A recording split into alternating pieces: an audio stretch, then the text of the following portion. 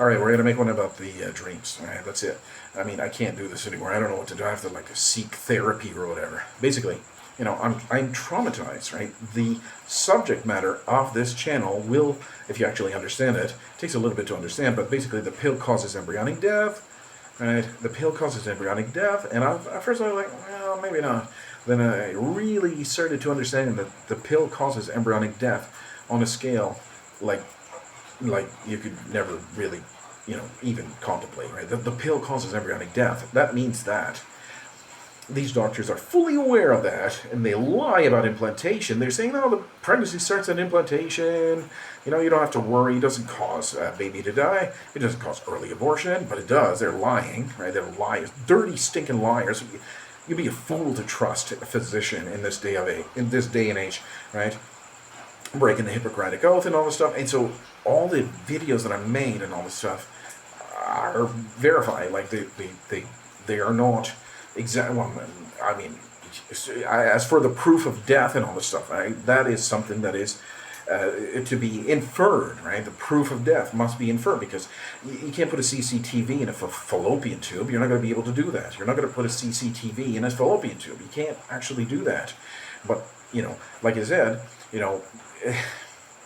the argument is that if you were to, right, let's say for example you have a woman on a pill and then she were to have intercourse and then she's on the pill but there's conception there, and you were to freeze that woman, like literally cryogenically or whatever you want to say, like literally freeze that woman, it would kill her or whatever. So then you would dissect until you see the ovaries, right? See the fallopian tube, and then you would like forensically pick out that embryo, and you would test the DNA. You would say, there's a DNA. There's a zygotic genome activation right there. It's there. It is there. You would never do that because you would kill the woman. It would not be, ethical to do that. But you see what I'm saying here? Let's say, for example, I'm going to say it again. Let's say, for example, you got a healthy woman or whatever, childbearing age, right? And she's on the pill, right? The pill causes embryonic death, right?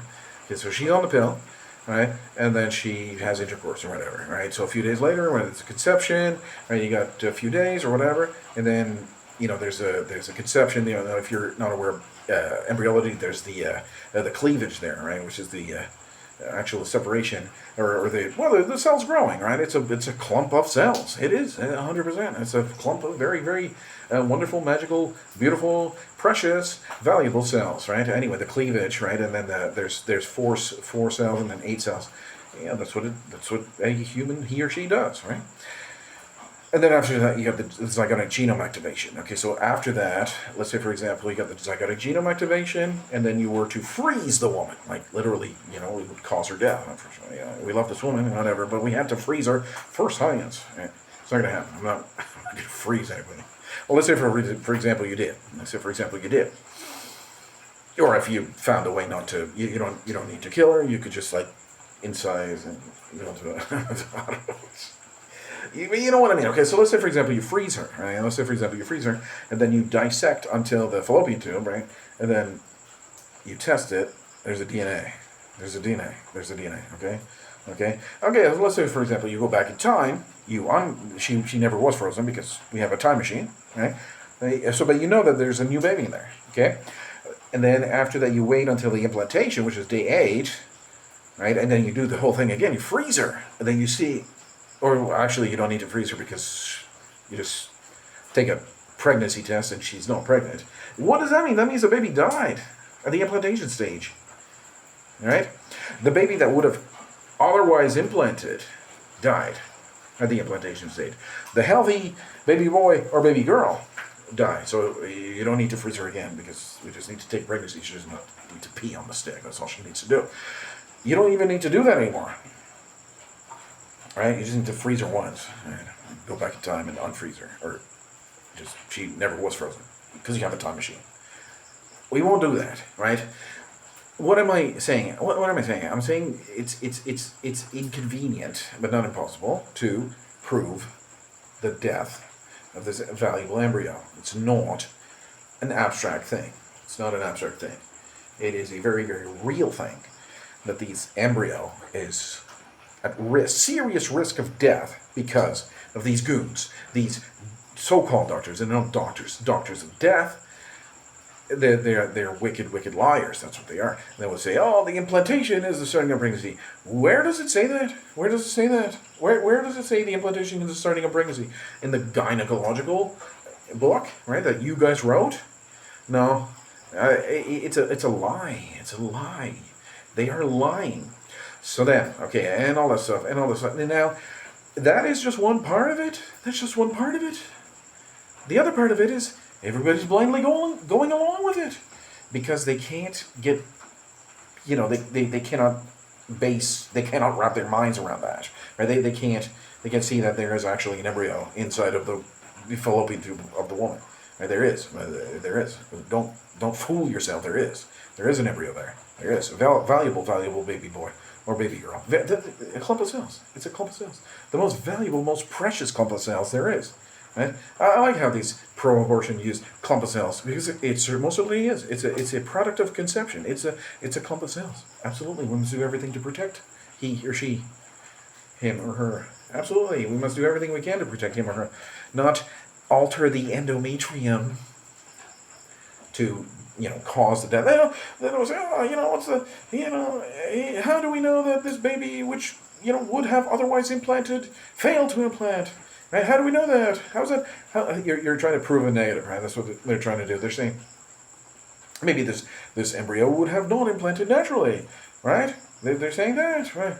Okay, very, very convenient of you to say that when you're altering the endometrium, right? At the same time they're altering the endometrium, they're saying that, right? They're saying, no, well, this embryo maybe the embryo wouldn't have implanted naturally. Okay, which happens. Okay, very, very convenient for them to say that. Sure, it's true. And then after that, you get into the statistical probability and all this stuff. But that's just a...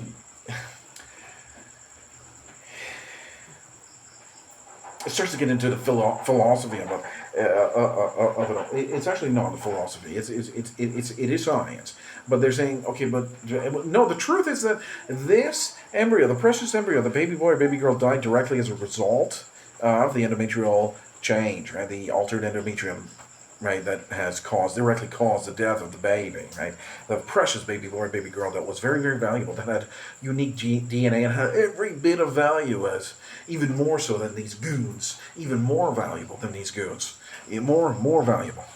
It could have created as art and literature and history and whatever kind of academic discipline, mathematician, genius or something like that, and we're throwing away life like that.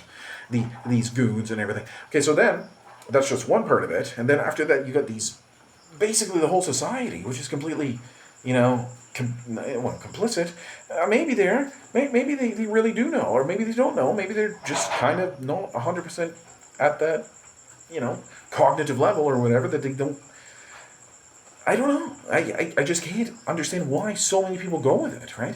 And then after that, you got the one at the top, which is the doctor, which is basically controlling everything, like a master of puppets, right? Basically saying, controlling, like these young teenage girls, right? And I'm having the whole point of the video. I promise I'm getting somewhere with this. Is that I'm having recurring nightmares about this, even last night, and I'm starting to put them on Excel sheets, right? So basically, you got the doctor and the master of puppets, right? The doctor is the master of puppets, and they're saying, oh yeah, you're gonna take these pills, and it's not gonna cause any pregnancy. You can fornicate with Chad and Tyrone all you want, yeah? And then the girl is 15 years old. She's like, wow, this is my ticket to debauchery. I can do whatever I want, right? And what a great message to say to these young women.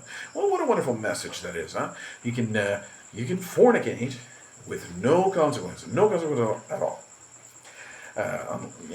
Except for the fact that what kind of